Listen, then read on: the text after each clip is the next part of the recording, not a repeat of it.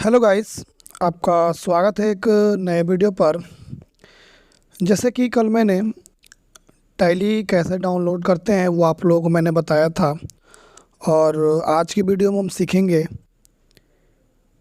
Tally का chapter 2। आज की वीडियो में हम लोग जानेंगे टैली होता क्या है, टैली में कौन कौन से अकाउंट होते हैं, टैली क्यों बनाया गया था और टैली का यूज़ क्या है। तो आइए पीडीएफ के माध्यम से हम लोग ये समझते हैं। तो सबसे पहले एक पीडीएफ हमारे पास है, ये आपको मिल जाएगा। ये देखिए, टैली जिसने बनाया था उनका नाम है भरत गोनका। 1986 में इन्होंने इसको बनाया था। टैली का अर्थ होता है मिलान करना, अर्थात खातों का मिलान करना।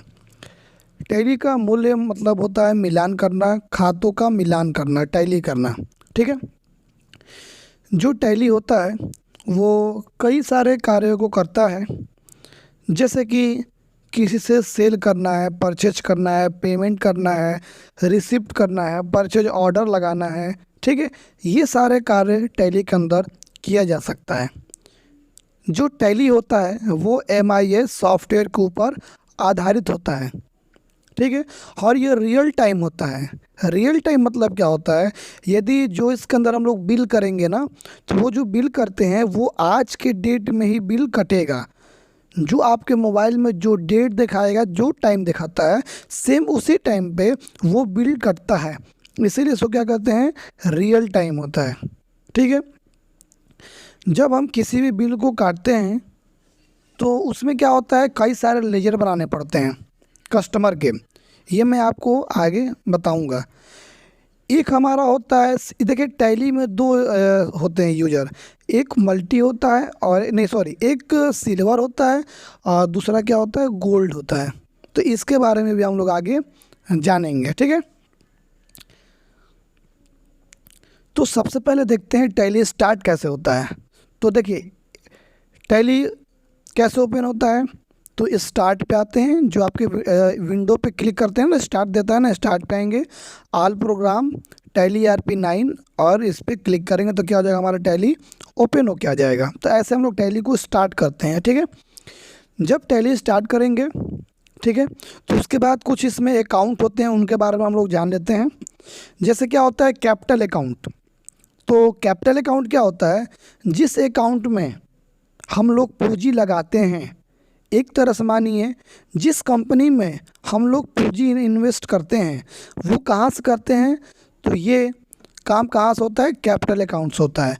इन्वेस्ट करते हैं मतलब क्या करते हैं, पूंजी को इन्वेस्ट करते हैं। तो किससे होता है, वो हमारा कैपिटल अकाउंट से होता है। जैसे बिजनेस है, ठीक है, हमारा ये बिजनेस है, तो इस बिजनेस में क्या करना है, हमको पूंजी इन्वेस्ट करना है। ठीक है। तो वो कहाँ से करेंगे, कैपिटल अकाउंट से। क्या इन्वेस्ट करेंगे, तो मनी को इन्वेस्ट करेंगे। किसके लिए इन्वेस्ट करेंगे, तो बिजनेस के लिए इन्वेस्ट करेंगे। तो ये हमारा होता है कैपिटल अकाउंट। तो वही सेम चीज़ यहाँ पे दिया हुआ है। ठीक है। उसके बाद नीचे आते हैं, देखिए दिया हुआ है कैश परचेज। जब हम सामान दुकानदार से खरीदते हैं और उसका पैसा उसी समय पेड कर देते हैं, तो उसे क्या कहते हैं, कैश परचेज कहते हैं। जैसे कोई भी सामान हम लोग खरीदते हैं और उसका पैसा तुरंत दे देते हैं, उसको उधार नहीं रखते हैं, तो उसको हम लोग क्या कहते हैं, कैश परचेज कर देते हैं। ठीक है। जब सामान हम लोग दुकानदार से खरीदते हैं और उसका पैसा तुरंत उसको दे देते हैं, तो उसको बोलते हैं कैश परचेज, यानी कि वो एंट्री नगद हुआ। ठीक है। अब आते हैं नीचे, अब क्या है, क्रेडिट परचेज। अब क्रेडिट परचेज क्या होता है, जब किसी से हम सामान खरीदते हैं उसका कुछ पैसा उसी टाइम दे देते हैं, या उसका कुछ पैसा उसी टाइम देते हैं और कुछ पैसा बाद में देते हैं, तो उसको हम लोग क्या बोलते हैं, क्रेडिट परचेज। ठीक है। जैसे कि हम एक दुकानदार के यहाँ गए और उसके यहाँ सामान खरीद लिए, तो सामान हो गया 400 का, हमारे पास 200 रुपया है, तो 200 रुपया दे देंगे और 200 रुपया उसको बाद में देंगे, तो उसको बोलेंगे क्रेडिट परचेज। या हम किसी के यहाँ सामान खरीदने गए और उसका सामान हमने खरीद लिया और हमारे पास पैसा नहीं था, तो उसको क्या बोलते हैं, क्रेडिट परचेज। ये रहा क्रेडिट परचेज, ठीक है। अब नीचे आते हैं, देखिए उसका तो दिया हुआ है कैश सेल। यदि हम सामान को बेचते हैं तो कैश में बेचेंगे, यानी कि उसका पूरा पैसा हमको उसी टाइम मिल जाएगा, तो वो क्या हो जाएगा, कैश सेल। यदि हम किसी को सामान बेचते हैं और उसका पूरा पैसा हमको उसी टाइम मिल जाता है, तो उसको क्या बोलते हैं हम लोग, कैश सेल बोलते हैं। अब आता है क्रेडिट सेल। ये वाला क्रेडिट सेल क्या होता है, जब हम सामान बेचते हैं, सेल करते हैं, कुछ पैसा हमको मिलता है या पूरा पैसा उसी टाइम, जैसे कुछ पैसा हमको उस टाइम मिलेगा और कुछ पैसा बाद में मिलेगा, या पूरा पैसा ही बाद में मिलेगा, तो उसको हम लोग क्या बोलते हैं, क्रेडिट परचेज। उधार एंट्री, उधार जो हम लोग सामान बेचते हैं उसको बोलते हैं क्रेडिट परचेज। नीचे आते हैं, सेल्स रिटर्न। जब हम सामान बेचते हैं और ग्राहक द्वारा वो सामान वापस किया जाता है, तो हम क्या करते हैं, सेल्स रिटर्न में उसका एंट्री कराते हैं।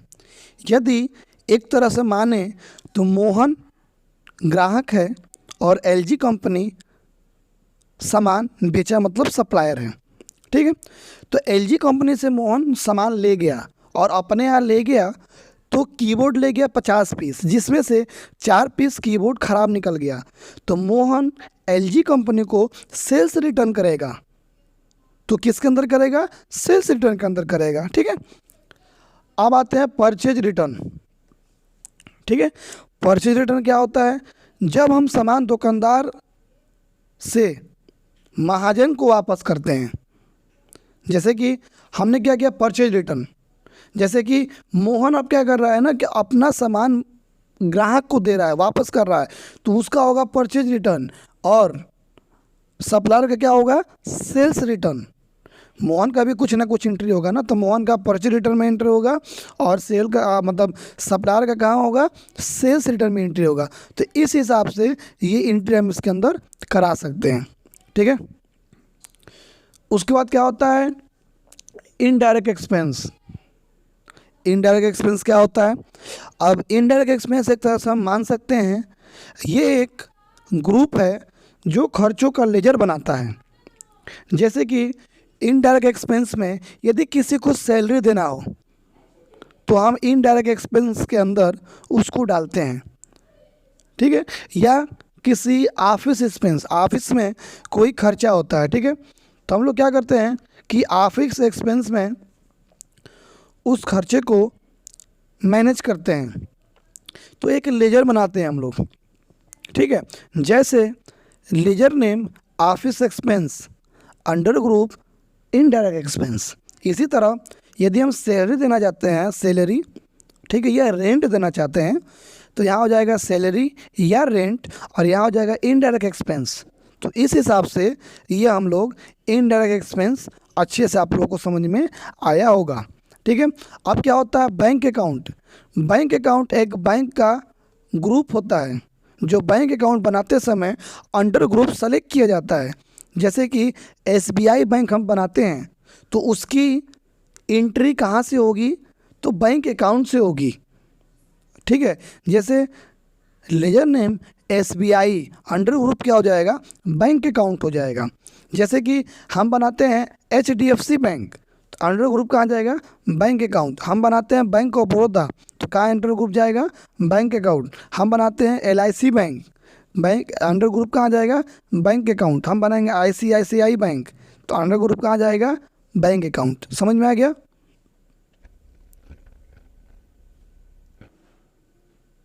अब देखिए आपके सामने यहाँ दे रहा है सन्ड्री डेबिटर।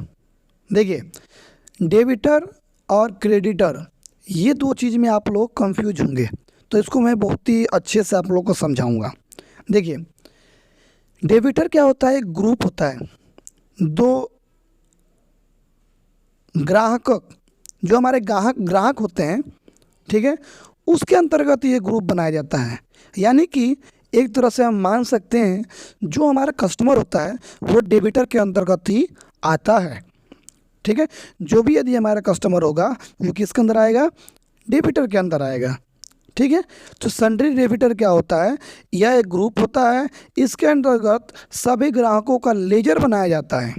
जैसे Mohan customer, Sohan customer, Manjeet customer, Sadiq customer, ऐसे इसके अंदर बना। जैसे यहाँ देखिए दिया हुआ है ledger name Mohan and sons under group sundry debtor, ऐसे होता है, ठीक है। उसके बाद यहाँ पे होता है सन्ड्री क्रेडिटर। अब क्रेडिटर क्या होता है, यह एक ग्रुप होता है, ये भी क्या होता है, एक ग्रुप होता है, और इसके अंतर्गत सभी महाजनों का लेजर बनते हैं। जैसे एलजी कंपनी सन्ड्री क्रेडिटर, ठीक है, Samsung company sundry creditor, MI company sundry creditor, Samsung company sundry creditor, Vivo company sundry creditor. मतलब कि जो हमारे सप्लायर होंगे उनको क्रेडिटर कहेंगे, जो हमारे कस्टमर होंगे वो क्या हो जाएंगे, डेबिटर हो जाएंगे। तो इस तरह से यहाँ नीचे देख सकते हैं ledger name LG company under group क्या हो जाएगा, सन्ड्री क्रेडिटर, ठीक है। तो इस तरह से हमने आज यहाँ से और यहाँ तक हमने ये चीज़ सीखा, सन्ड्री डेबिटर सन्ड्री क्रेडिटर, ठीक है। अब आगे हम ये सीखेंगे टाइप्स ऑफ अकाउंट। अकाउंट कितने प्रकार के होते हैं, तो अकाउंट एक होता है पर्सनल होता है, एक रियल होता है, एक नॉमिनल होता है। तो इसके बारे में कल हम लोग चर्चा करेंगे। ये वीडियो आप लोग को समझ में आया होगा। यदि कोई चीज़ आपको समझ में नहीं आता है तो आप लोग कमेंट कीजिए, हम उसको आपको अकेले से ऑनलाइन देखिए और मैं आपको समझाने का कोशिश करूँगा। तो आई होप आप लोगों को वीडियो ये अच्छा होगा। तो मिलते हैं कल के वीडियो में, जब तक के लिए जय हिंद जय भारत।